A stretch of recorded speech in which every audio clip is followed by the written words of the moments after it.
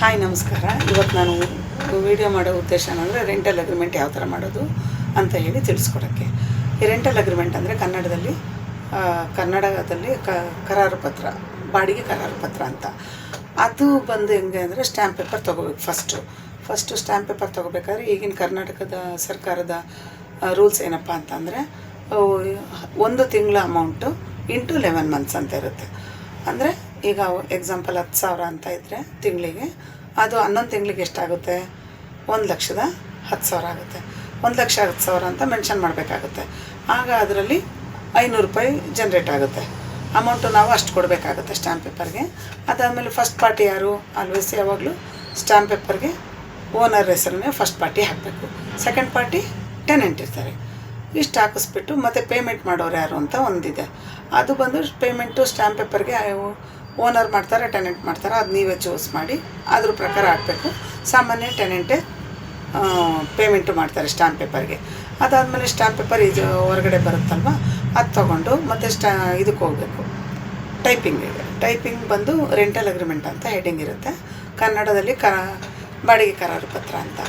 ಅದನ್ನು ಓಪನ್ ಮಾಡಿ ಅದು ಟೈಪ್ ಮಾಡಬೇಕಾದ್ರೆ ತಯಾರಕ್ಕೆ ಆ ದಿನ ಯಾವುದು ಎಕ್ಸಿಕ್ಯೂಷನ್ ಡೇಟು ಅದು ಬಂದು ಯಾವತ್ತು ಪೇಪರ್ ತೊಗೊಂಡಿರ್ತಾರೋ ಅದರಿಂದ ಮುಂದಕ್ಕೆ ಇರಬೇಕು, ಹಿಂದೆ ಹೋಗೋಕ್ಕಾಗೋದು. ಅದು ರೂಲ್ ಪ್ರಕಾರ. ಕೆಲವರು ಹಿಂದೆನೂ ಹಾಕಿಸ್ತಾರೆ, ಅದು ಅವ್ರವ್ರ ಇಷ್ಟ. ಬಟ್ ಅದು ಮುಂದೆ ಇದ್ದರೆ ಒಳ್ಳೆಯದು. ಅಂದರೆ ಸ್ಟ್ಯಾಂಪ್ ಪೇಪರ್ ತೊಗೊಂಡಿದ್ದ ಡೇಟ್ಗಿಂತ ಮುಂದೆ ಇರಬೇಕು, ಅಥವಾ ಸ್ಟ್ಯಾಂಪ್ ಪೇಪರ್ ದಿನಾಂಕನೇ ಇರ್ಬೋದು. ಅದಾದಮೇಲೆ ಅದು ಡೇಟ್ ಆಗುತ್ತೆ. ಅದಾದಮೇಲೆ ಓನರ್ ಹೆಸರು ಕರೆಕ್ಟಾಗಿ ಹಾಕಬೇಕು. ಓನರ್ ಹೆಸರು, ಓನರ್ ಏಜು ಮತ್ತು ಓನರ್ದು ಅಡ್ರೆಸ್ಸು ಎಲ್ಲ ಹಾಕ್ಬಿಟ್ಟು ನೆಕ್ಸ್ಟು ಟೆನೆಂಟ್ ಸ್ಟೇಜಿಗೆ ಬಂದಾಗ ಅವ್ರದ್ದು ಕರೆಕ್ಟಾಗಿ ಎಲ್ಲ owner address, tenant address, tenant age ಮತ್ತು ಅವ್ರ ಅಡ್ರೆಸ್ಸು, ಅವ್ರ ತಂದೆ ಅಡ್ರೆಸ್ಸು ಎಲ್ಲ ಹಾಕಿ. ಇತ್ತೀಚೆಗೆ ಏನಾಗಿದೆ, ಟೆನೆಂಟ್ಗೆ ಆಧಾರವನ್ನು ಕೇಳ್ತಾರೆ. ಆಧಾರ್ ನಂಬರು ಮೆನ್ಷನ್ ಮಾಡಬೇಕು ಮತ್ತು ಫೋನ್ ನಂಬರು ಮೆನ್ಷನ್ ಮಾಡ್ತಾರೆ. ಇಷ್ಟಾದಮೇಲೆ ಇನ್ನೊಂದು ನೆಕ್ಸ್ಟ್ ಸ್ಟೆಪ್ಪಲ್ಲಿ ಯಾವ ಮನೇನ ಬಾಡಿಗೆ ತಗೋತಾ ಇದ್ದಾರೆ ಅಂತ ಇರುತ್ತೆ. ಆ ಮನೇನ ಮೆನ್ಷನ್ ಮಾಡಬೇಕು. ಅಂದರೆ ಕೆಲವು ಟೈಮಲ್ಲಿ ಸಾಧಾರಣವಾಗಿ ಓನರ್ಗಳು ಅದೇ ಮನೆಯೇ, ಅವರಿರೋ ಮನೆಯಲ್ಲೇ ಒಂದು ಪೋರ್ಷನ್ನ ಬಾಡಿಗೆ ಕೊಡ್ತಾರೆ. ಅದನ್ನೇ ಕಾಪಿ ಮಾಡಿ ಇಲ್ಲಿ ಶೆಡ್ಯೂಲ್ ಅಡ್ರೆಸ್ಗೆ ಹಾಕಬೇಕಾಗುತ್ತೆ. ಅದರಲ್ಲಿ ಡಿವೈಡ್ ಇರುತ್ತೆ. ಹೆಂಗೆ ಫಸ್ಟ್ ಫ್ಲೋರು, ಸೆಕೆಂಡ್ ಫ್ಲೋರು, ಆಮೇಲೆ east face, west face, third floor, ಈ ಥರ ಇರುತ್ತೆ. ಅದನ್ನೇನಿದೆಯೋ ಅದು ಬಾಡಿಗೆಗೆ ಯಾವ ಮನೆಗೆ ಹೋಗ್ತಾ ಇದೆಯೋ ಆ ಮನೆದು ಎಕ್ಸಾಂಪಲ್ ಥರ್ಡ್ ಫ್ಲೋರ್ ಆದರೆ ಥರ್ಡ್ ಫ್ಲೋರು ಈಸ್ಟ್ ಫೇಸಿಂಗ್, ಈ ಥರ ಒಂದು ಮೆನ್ಷನ್ ಮಾಡಬೇಕಾಗುತ್ತೆ. ಅದಾದಮೇಲೆ ನೆಕ್ಸ್ಟ್ ಬರೋದು ಬಾಡಿಗೆ ಯಾವತ್ತು ಕೊಡೋದು, ಬಾಡಿಗೆ ಎಷ್ಟು ಅಂದರೆ 10,000 ಅಂತ ನಾನು ಮೊದಲೇ ಹೇಳಿದ್ನಲ್ಲ, 10,000 ಅಂತ ಹಾಕೋದು. ಇನ್ನು ವರ್ಡ್ಸಲ್ಲಿ ಪದಗಳಲ್ಲೂ ಕರೆಕ್ಟಾಗಿರಬೇಕು, ಡಿಜಿಟಲ್ಲೂ ಸರಿಯಾಗಿರಬೇಕು, ಅಂಕಿಗಳಲ್ಲಿ ಅದನ್ನು ಸರಿಯಾಗಿ ನೋಡ್ಕೋಬೇಕು. ಯಾರು ಇವಾಗ ಟೈಪ್ ಮಾಡಿಸ್ತಾ ಇರ್ತಾರಲ್ಲ ಅವರು ಏನಂತ 10,000 ಹೋಗಿ 1 ಜಾಸ್ತಿ ಆದರೂ 1,00,000 ಆಗಿಬಿಡುತ್ತೆ. ಅದಕ್ಕೆ ಯಾವ ಡಿಜಿಟ್ಟು ಮತ್ತು ವರ್ಡ್ಸಲ್ಲಿ ಎರಡೂ ಕರೆಕ್ಟಾಗಿ ನೋಡ್ಕೋಬೇಕಾಗುತ್ತೆ. ಅದೇ ಥರ ಅಡ್ವಾನ್ಸೂ ಅಷ್ಟೇ. ಈಗ ಎಕ್ಸಾಂಪಲ್ 1,00,000 ಕೊಟ್ಟಿರ್ತಾರೆ ಅಂತ ಇಟ್ಕೊಳ್ಳಿ. 1,00,000 ಅಂತ ಅಲ್ಲಿ ಮೆನ್ಷನ್ ಮಾಡಬೇಕು. 1,00,000 ಅಷ್ಟೇ ಡಿಜಿಟನ್ನೆಲ್ಲ ಕರೆಕ್ಟಾಗಿ ನೋಡಬೇಕು. ಒಂದೊಂದ್ಸರಿ 10,000, ಒಂದೊಂದ್ಸರಿ 10 ಲಕ್ಷ, ಹಿಂಗೆಲ್ಲ ಡಿಜಿಟ್ಟು 1 ಜಾಸ್ತಿ ಆದರೂ ಮತ್ತು 1 ಕಡಿಮೆ ಆದರೂ ಏರುಪೇರು ಆಗೋ ಚಾನ್ಸು ತುಂಬ ಇರುತ್ತೆ. ತುಂಬ ಫೇಸ್ ಮಾಡಬೇಕಾಗುತ್ತೆ ನಾಳೆ ದಿನ.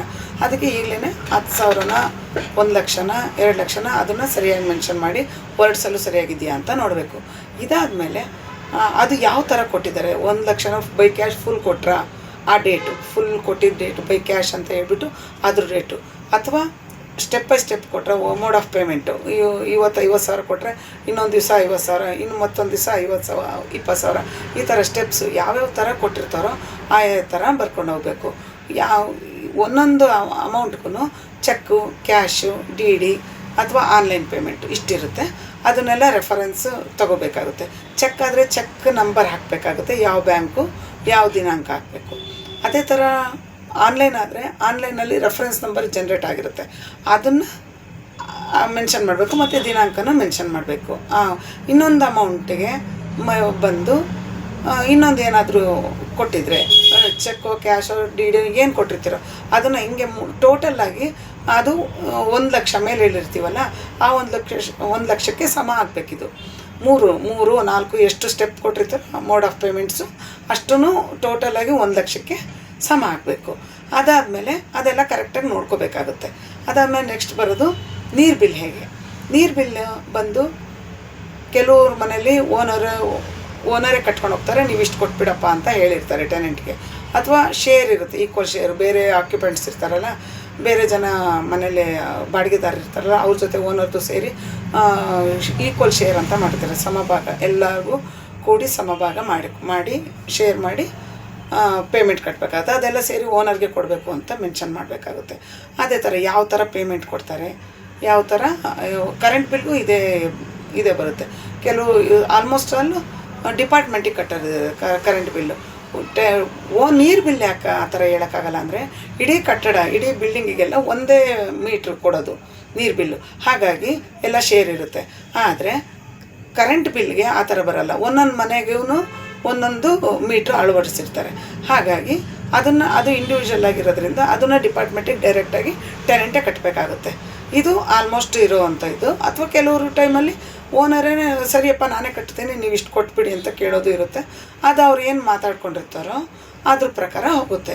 ಅದಾದಮೇಲೆ ಮನೇನ ಸೂಕ್ತ ಸಮಯದಲ್ಲಿ ಓನರು ಬಂದು ಚೆಕ್ ಮಾಡೋದಕ್ಕೆ ಒಂದು ಪರ್ಮಿಷನ್ ಇರುತ್ತೆ. ಟೆನೆಂಟು ಪರ್ಮಿಷನ್ ಕೊಡಬೇಕಾಗುತ್ತೆ, ಯಾವ ಥರ ಮನೆ ಪೊಸಿಷನ್ ಇಟ್ಟಿರ್ತಾರೆ ನೋಡೋದಕ್ಕೋಸ್ಕರ. ಅದಾದಮೇಲೆ ಅದೊಂದು ಕಂಡೀಷನ್ ಇದೆ. ಅದ್ರ ಮಾತ್ರ ನೆಕ್ಸ್ಟ್ ಕಂಡೀಷನ್ ಏನಪ್ಪ ಅಂತಂದರೆ ಮನೆ ಸದಸ್ಯರು ಎಷ್ಟು ಜನ ಇರ್ತಾರೆ ಅಂತ ಹಾಕಿಸ್ತಾರೆ. ಕೆಲವ್ರು ಹಾಕಿಸ್ತಾರೆ, ಕೆಲವ್ರು ಹಾಕಿಸ್ತಾರಲ್ಲ. ಸೊ ಕೆಲವರು ಗಂಡ ಹೆಂಡತಿ ಇಬ್ಬರೇ ಇರಬೇಕು ಅನ್ನೋದು ಹಾಕ್ಸಿರ್ತಾರೆ. ಅದು ಅವ್ರವ್ರ ಇಷ್ಟಕ್ಕೆ ಬಿಟ್ಟಿರ್ತಾರೆ. ಆ ಓನರ್ ಟೆನೆಂಟು ಏನು ಮಾತಾಡ್ಕೊಂಡಿರ್ತಾರೋ ಅದಕ್ಕೆ ಬಿಡ್ತಾರೆ. ಮತ್ತು ಮನೆ ಕ್ಲೀನಾಗಿಡಬೇಕು. ಏನಾದರೂ ಡ್ಯಾಮೇಜ್ ಆದರೆ ಅದನ್ನು ಟೆನೆಂಟೇ ಕಟ್ಕೊಂಡು ಹೋಗಬೇಕು. ಆ ಥರ ಒಂದು ಕಂಡೀಷನ್ ಹಾಕಲೇಬೇಕು, ಹಾಕ್ತಾರೆ. ಯಾಕೆಂದರೆ ನಾಳೆ ದಿನ ಬಿಟ್ಟು ಹೋಗುವಾಗ ಎಲ್ಲ ಗಲೀಜು ಮಾಡಿ ಕಂಡೀಷನ್ ಎಲ್ಲ ಹಾಕಿಲ್ಲ ನೀವು ಅಂದ್ಬಿಡ್ತಾರೆ ಯಾರು ಟೆನೆಂಟು. ಹಂಗಾಗಿ ಅದನ್ನು ಹಾಕಲೇಬೇಕಾಗುತ್ತೆ. ಮನೆ ಕಂಡೀಷನ್ ಬಗ್ಗೆ ಏನಿದೆ ಮುಂದೆ ಹೋಗುವಾಗ ಅದೇ ಥರನೇ ಬಿಟ್ಟು ಹೋಗ್ಬೇಕಾದ್ರೆ ಅದೇ ಥರನೇ ಕೊಡಬೇಕಾಗುತ್ತೆ ಟೆನೆಂಟು. ಒಂದು ವೇಳೆ ಆ ಥರ ಕೊಡೋಕ್ಕಾಗಲಿಲ್ಲ, ಡ್ಯಾಮೇಜ್ ಆಗಿದೆ ಅಂದರೆ ಅದ್ರ ಖರ್ಚು ವೆಚ್ಚ ಎಲ್ಲ ನಷ್ಟನ ಭರಿಸ್ಬೇಕಾಗುತ್ತೆ ಓನರ್ಗೆ. ಅಥವಾ ಓನರು ಇವ್ರು ಭರಿಸ್ಲಿಲ್ಲ ಅಂತಂದರೆ ಅಡ್ವಾನ್ಸ್ ಅಮೌಂಟ್ ಇರುತ್ತಲ್ಲ ಅದರಲ್ಲೇ ಹಿಡಿದ್ಬಿಟ್ಟು ಮಿಕ್ಕಿದ ದುಡ್ಡನ್ನ ಮನೆ ಬಿಡಬೇಕಾದ್ರೆ ಟೆನೆಂಟಿಗೆ ಕೊಟ್ಟು ಕಳಿಸ್ತಾರೆ. ಆ ಥರ ಪೇಂಟಿಂಗು ಅದೇ ಥರನೇ. ಅದಾಯ್ತಲ್ಲ ಪೇಂಟಿಂಗ್ ಬಂದು ಪೇಂಟಿಂಗು ಇದೇ ಕಂಡೀಷನ್ನೇ, ಚೆನ್ನಾಗಿಟ್ಟಿರಬೇಕು. ಪೇಂಟಿಂಗ್ ಯಾವುದೂ ಇದಾದರೆ ಮುಂದೆ ಹೋಗುವಾಗ ಪೇಂಟಿಂಗ್ ಮಾಡಿಸ್ಕೊಡ್ಬೇಕಾಗುತ್ತೆ. ಅಥವಾ ಅದಕ್ಕಿಷ್ಟು ದುಡ್ಡು ಅಂತ ಇದು ಮಾಡ್ತಾರೆ, ಮಾತಾಡ್ಕೊತಾರೆ. ಆ ದುಡ್ಡಿನ ಪ್ರಕಾರ ಓನರ್ ಕೊಡಬೇಕಾಗುತ್ತೆ. ಅಥವಾ ಓನರ್ ಟೆನೆಂಟ್ ಕೊಡಬೇಕಾಗುತ್ತೆ. ಓನರ್ ಏನು ಮಾಡ್ತಾರೆ, ಇಲ್ಲ ನಿಮಗೆ ನೀವು ಎಂತೆಂಥ ಪೇಂಟ್ ಮಾಡಿಸ್ತಿರೋ ಗೊತ್ತಿರಲ್ಲ, ಕ್ವಾಲಿಟಿ ಕಡಿಮೆ ಇರೋದೆಲ್ಲ ಬೇಡ, ನಾವು ಮಾಡಿಸ್ಕೊತೀವಿ, ನೀವು ಇಷ್ಟು ದುಡ್ಡು ಕೊಡಿ ಅಂತ ಇರುತ್ತೆ. ಅದೇ ಥರ 3-4 ಸ್ಟೆಪ್ಪಲ್ಲಿ ಪೇಂಟಿಂಗ್ ಬಗ್ಗೆ ಮಾತಾಡಿಕೊಂಡು ಅದರಲ್ಲಿ ಯಾವ ಸೂಟಬಲ್ಲೋ ಅದನ್ನಿಬ್ಬರು ಮಾತಾಡಿಕೊಂಡು ಅದನ್ನು ಇದರಲ್ಲಿ ರೆಂಟಲ್ ಅಗ್ರಿಮೆಂಟಲ್ಲಿ ಫಿಲಪ್ ಮಾಡಿಸ್ಬೇಕಾಗುತ್ತೆ. ಅದಾದಮೇಲೆ ಶೆಡ್ಯೂಲ್ ಅಂತ ಬರುತ್ತೆ. ಇದು ಸಿಂಪಲ್ ಆಗಿರೋ ರೆಂಟಲ್ ಅಗ್ರಿಮೆಂಟ್ಗಳು. ಇನ್ನೂ ಬೇಕು ಅಂತಂದರೆ ಓನರು ಟೆನೆಂಟು ಏನೇನು ಎಕ್ಸ್ಟ್ರಾ ಮಾತಾಡ್ಕೊಂಡಿರ್ತಾರೋ ಅದನ್ನೆಲ್ಲನೂ ಎಕ್ಸ್ಟ್ರಾ ಟೈಪ್ ಮಾಡಬೇಕಾಗುತ್ತೆ. ಇವಿಷ್ಟು ಕಾಮನ್ನು ಮತ್ತು ಕಂಪಲ್ಸರಿ ಇವಾಗ ನಾನು ಇದುವರೆಗೂ ಹೇಳಿದ್ನಲ್ಲ ಅವೆಲ್ಲ. ಅದಾದಮೇಲೆ ಬಂದು ಶೆಡ್ಯೂಲಿಗೆ ಬಂದಾಗ ಶೆಡ್ಯೂಲ್ನಲ್ಲಿ ಓನರ್ ಯಾವ ಮನೆಯನ್ನು ಇವ್ರಿಗೆ ಕೊಡೋಕ್ಕೆ ಹೇಳಿರ್ತೀವೋ ಅಲ್ಲಿ ಮೇಲೆ ಫಸ್ಟು ಸೆಕೆಂಡ್ ಸ್ಟೆಪ್ಪಲ್ಲಿ ಒಂದು ಶೆಡ್ಯೂಲ್ ಹೌಸ್ ಅಂತ ಇರುತ್ತೆ. ಅದನ್ನೇ ಕಾಪಿ ಮಾಡಿ ಶೆಡ್ಯೂಲ್ ಹೌಸಲ್ಲಿ ಹಾಕಿ ಯಾವ ಫ್ಲೋರು, ಎಷ್ಟನೇ ಮನೆ, ಎಷ್ಟನೇ ಫೇಸ್, ಯಾವ ಫೇಸು ಇದನ್ನೆಲ್ಲ ಅಲ್ಲಿ ಮೆನ್ಷನ್ ಮಾಡಿ ಕೆಳಗೆ ಬರಬೇಕು. ರೂಫು ಮೋಲ್ಡಾ, ಶೀಟಾ, ತಾರಸಿ ಮನೆನ ಮತ್ತು ಹಿಂಚಿನ ಮನೆನ ಇದನ್ನೆಲ್ಲ ಮೆನ್ಷನ್ ಮಾಡಬೇಕಾಗುತ್ತೆ. ಆಮೇಲೆ ಅದಾದಮೇಲೆ ಅಕಮಡೇಷನು, ಮನೆಯಲ್ಲಿ ಹಾಲು, ಅಡುಗೆ ಮನೆ, ಬೆಡ್ರೂಮು, ಬಾತ್ರೂಮು ಇದೆಲ್ಲ ಮೆನ್ಷನ್ ಮಾಡಬೇಕಾಗುತ್ತೆ. ಕೆಲವು ಮನೆಯಲ್ಲಿ ಡಬಲ್ ಬೆಡ್ರೂಮು, 3 ಬೆಡ್ರೂಮ್ ಇರುತ್ತೆ. ಅದಕ್ಕೆ ತಕ್ಕಂತೆ ಅಟ್ಯಾಚ್ಡ್ ಬಾತ್ರೂಮ್ ಅದೆಲ್ಲ ಇರುತ್ತೆ, ಬಾತ್ರೂಮ್ ಎಲ್ಲ ಅದನ್ನೆಲ್ಲ ಮೆನ್ಷನ್ ಮಾಡಬೇಕಾಗುತ್ತೆ. ಅದಾದಮೇಲೆ ಕೆಲವರಂತೂ ತುಂಬ ಡೀಪಾಗಿ ಹೋದಾಗ ಇದು ಇಂಡಿಯನ್ ಕ್ಲೋಸೆಟ್ಟು ಮತ್ತು ಇದು ಎಲ್ಲ ಯುರೋಪಿಯನ್ ಎಲ್ಲ ಹಾಕಿಸ್ತಾರೆ. ಅದು ಅವರವ್ರ ಇಷ್ಟಕ್ಕೆ ಬಿಡಬೇಕಾಗುತ್ತೆ. ಅದಾದಮೇಲೆ ಬಂದು ಫಿಟ್ಟಿಂಗ್ಸು, ಮನೆಗೆ ಓನರ್ ಏನೇನು ಕೊಟ್ಟಿದ್ದಾರೆ, ಏನೇನು ಮನೆಯಲ್ಲಿ ಅಳವಡಿಸಿದ್ದಾರೆ ಅವ್ರ ಖರ್ಚಲ್ಲಿ. ಉದಾಹರಣೆ ಗೀಝರು, ಟ್ಯೂಬ್ಲೈಟು ಮತ್ತು ಕರ್ಟನ್ ರಾಡ್ಸು, ಈ ಥರ ಟ್ಯೂಬ್ಲೈಟ್ಸು ಮತ್ತು ಬಲ್ಬ್ಸು ಇದನ್ನೆಲ್ಲ ಹಾಕಿರ್ತಾರೆ. ಅದು ಹಾಕಿದ್ದು ಅವ್ರು ಕೊಟ್ಟಿದ್ರೆ ಮಾತ್ರ ಹಾಕಬೇಕು, ಇಲ್ಲಾಂದರೆ ಅದನ್ನು ಹಾಕಕ್ಕೆ ಹೋಗ್ಬಾರ್ದು, ಫಿಟ್ಟಿಂಗ್ ಏನೂ ಹಾಕಕ್ಕೆ ಹೋಗ್ಬಾರ್ದು. ಇದಾದಮೇಲೆ ಕನ್ಕ್ಲೂಷನು, ಇದನ್ನೆಲ್ಲ ಓದಿ ಇಬ್ಬರು ಸಹಿ ಮಾಡಿರ್ತೀವಿ ಅಂತ ಲಾಸ್ಟಲ್ಲಿ ಕನ್ಕ್ಲೂಷನ್ ಬರುತ್ತೆ. ಅದಾದಮೇಲೆ ವಿಟ್ನೆಸ್ ಈ ಕಡೆ ಎಡಗಡೆಯೇ ವಿಟ್ನೆಸ್ನಲ್ಲಿ 1-2 ಅಂತ ಹಾಕ್ತಾರೆ ಸಾಮಾನ್ಯವಾಗಿ. ಒಂದು ಬಂದು ಓನರ್ ಕಡೆಯವರು, ಇನ್ನೊಂದು ಬಂದು ಎರಡನೇವ್ರು ಬಂದು ಟೆನೆಂಟ್ ಕಡೆಯವ್ರು ಇರ್ತಾರೆ. ಅವರಿಬ್ಬರಲ್ಲಿ ಅವ್ರವ್ರ ಕಡೆಯವ್ರು ಅವ್ರವ್ರದ್ದು ಜಾಗದಲ್ಲಿ ಸೈನ್ ಹಾಕಬೇಕು. ಈ ಕಡೆ ಓನರು ಟೆನೆಂಟ್ ಅದು ಸೈನ್ಗಳು.